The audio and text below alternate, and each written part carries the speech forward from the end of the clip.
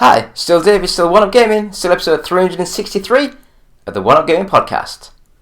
So we're going to go into this week's news, but before we do that, please subscribe to the YouTube channel and leave comments. So if you want to win things, it's either leave the comment of t-shirt to win a One Up Gaming t-shirt, leave a comment of Evercade to win an Evercade cartridge, leave a comment of Steam to win a Steam code, and leave a comment of Humble to win a Humble Bundle key.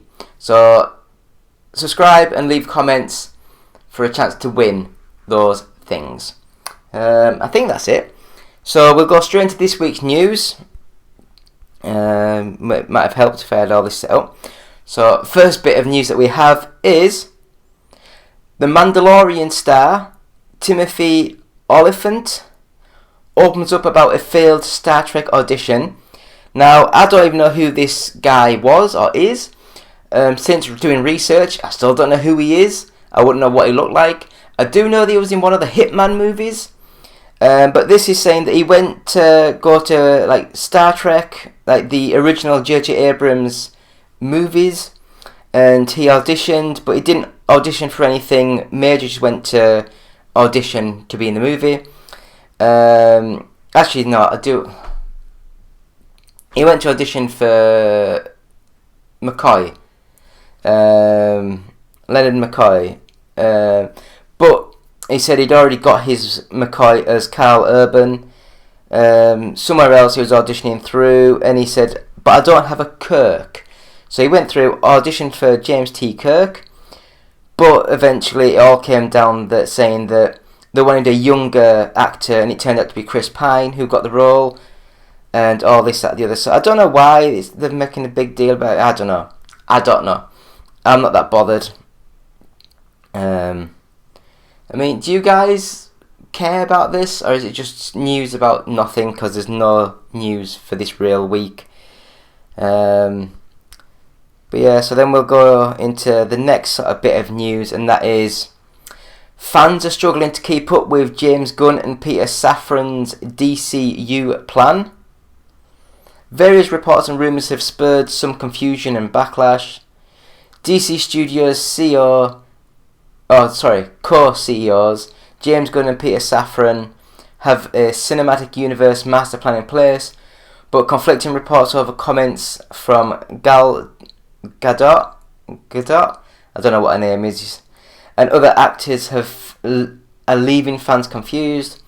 The Wonder Woman perhaps mistakenly got fans' hopes up by suggesting a third film was on the way that would follow on from the DC Extended Universe 2 entries, despite that franchise, as far as fans can tell, practically being scrapped by the new DC 2 film. The second movie was bad though, wasn't it? Was it like Wonder Woman 84, whatever it was called? It was really bad. I was invited to a meeting with James Gunn and Peter Safran, and what they told me, and I'm quoting, You're in the best hands. We're going to develop Wonder Woman 3 with you. We love you as Wonder Woman. You've got nothing to worry about, so time will tell. Her involvement or any mention of a Wonder Woman follow-up were missing from DC's Chapter 1, blah, blah, blah. Reports denying the claim have also emerged, with anonymous sources familiar with the situation saying Gunn and Safran have no plans to develop a new Wonder Woman film. James really has to come out and say something official, because all these conflicting reports are a horrible look. Such as confusing start to something that was supposed to be a harsh reboot. It's been, I don't know. Do any of you guys care about the DC movies? I honestly think that some of the DC movies are quite good, but the press, the reviewers, the people who promote them just don't seem to like the DC movies, and they really forcibly push a backlash against a lot of them. It's like The Flash that just came out. I watched that recently. It was a good movie. It was a stupid, brainless, turn your head off movie, but it was a good little movie for 2 hours. They all went on about how bad the CG effects were. I believe they went for a waxwork, unrealistic looking like CG sort of effect. I think that was the style of the movie. It didn't draw me. It didn't pull me out of the movie. It's like he's going back in time.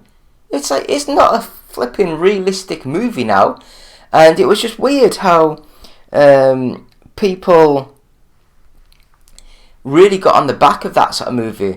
Yes, I understand you don't want to promote the leading star of that movie because of all of his criminal records over the last couple of years, but he played the roles really well. He had like the dual role of like him as a slightly older, more mature person, and him as like a 19-year-old that's like an idiot and just bouncing off things. But he played the roles really well. It was a good movie. I quite enjoyed it. But I guess it's not really what I think. It's what do you guys think? Leave comments.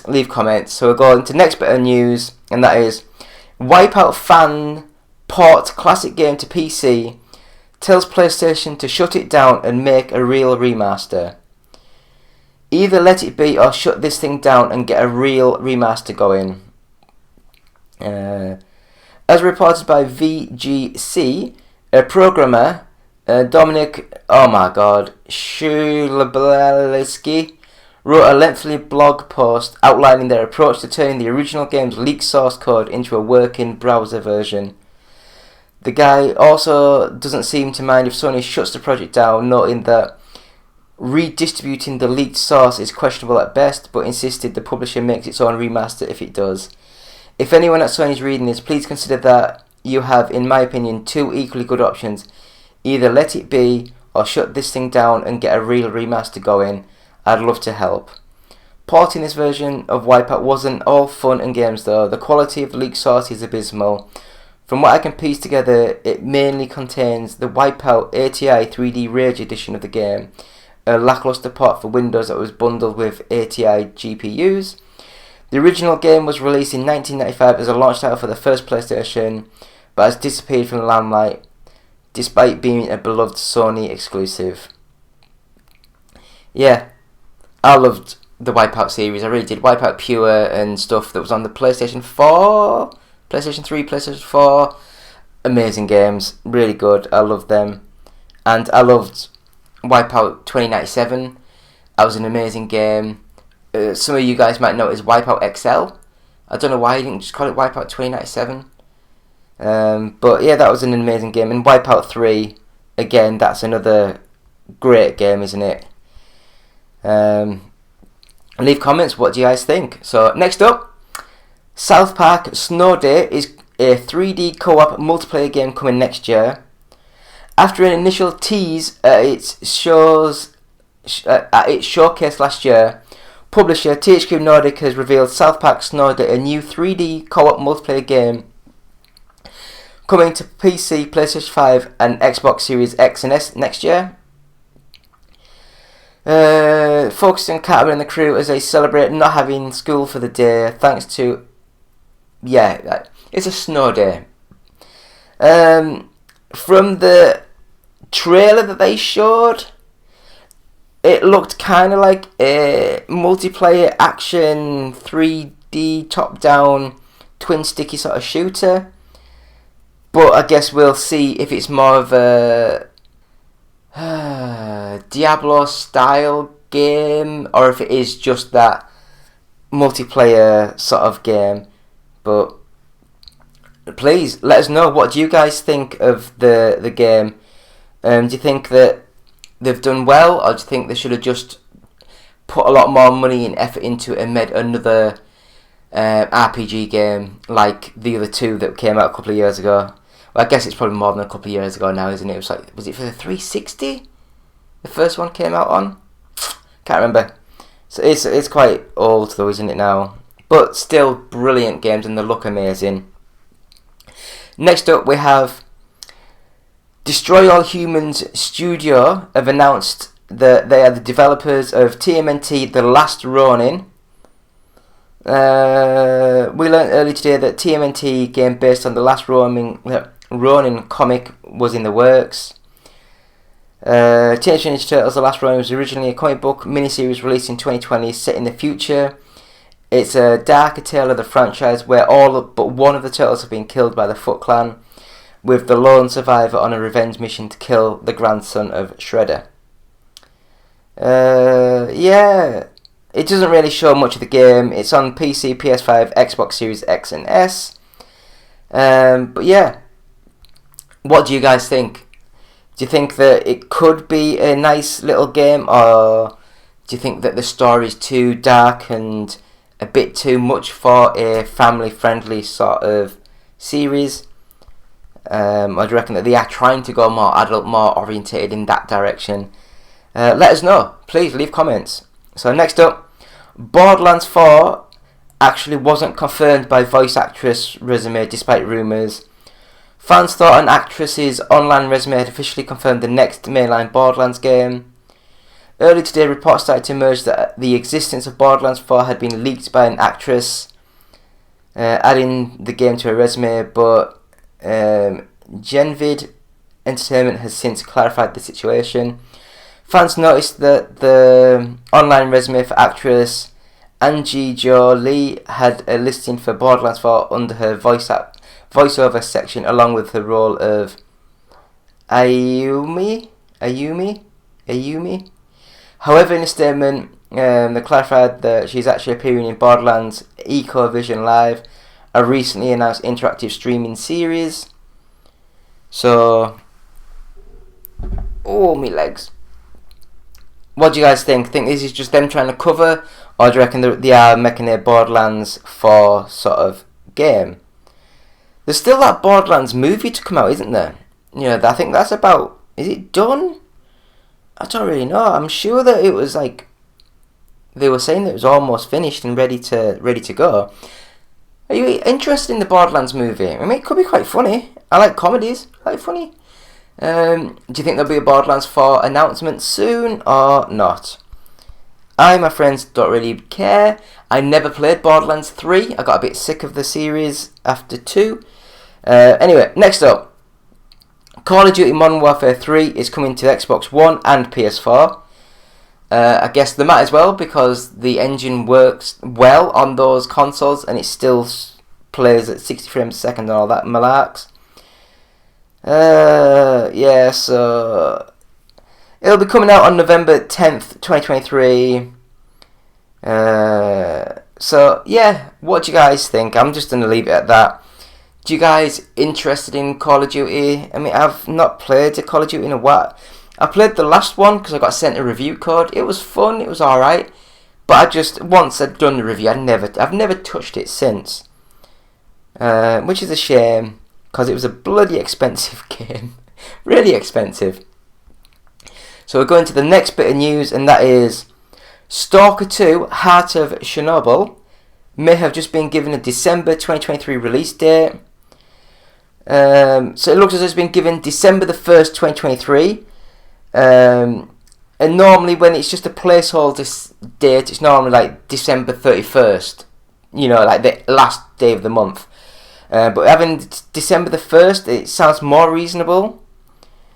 Yeah, so... The store that actually did the leak has also have a history of leaking dates. Darksiders 2 Switch version had this similar thing happen.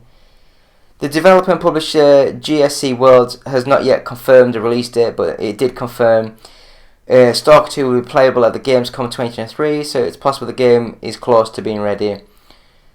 All the stuff happened with it got delaying in development in Russia and Ukraine and all that stuff. So hopefully a couple of more months, and we'll be getting the Stalker 2 game that looks really good.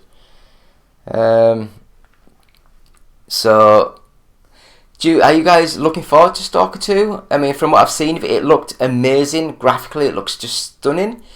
Yeah, just leave comments on us, talk to us, see what's happening.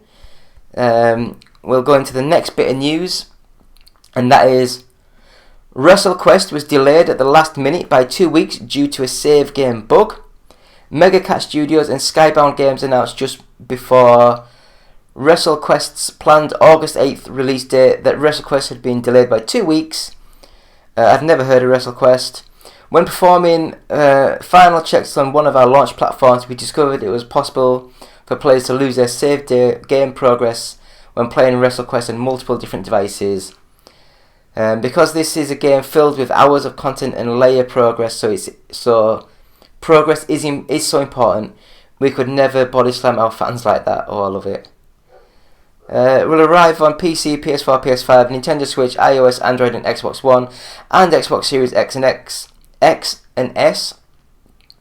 The game was first revealed in March 2022 and is a pro wrestling and RPG fantasy presented in a pixel art style. In the game, the player will go on a journey to become one of the all-time greats in the sport. Several legends come in to assist. The roster includes such as Macho Man, Randy Savage, Booker T, and Junkyard Dog.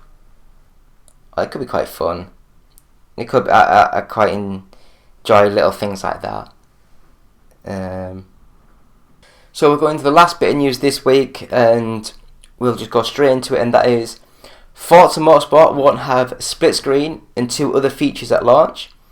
Turn 10 has confirmed that the upcoming Forza Motorsport won't have a certain features at launch, including split screen. So the creative director Chris Izaki explained that the game won't feature split screen, spectator mode, or being able to race against AI in certain multiplayer modes. He touched upon the reasoning for excluding split screen, saying that pushing the graphics required a complete overhaul of the game's rendering engine. As a result, split screen was difficult to add in and won't be available at launch. While these legacy features won't be included, Forza Motorsport will have a bevy of accessibility options. Turn 10 will also show a presentation for Forza Motorsport games coming 2023, but it won't be playable there. The game is set to launch on October 10th on PC and Xbox Series X and S, and be included in Game Pass from day 1. What do you guys think? So that is the gaming news this week. So we'll have a quick break, and we'll be back with UK Top 40. So back in a minute.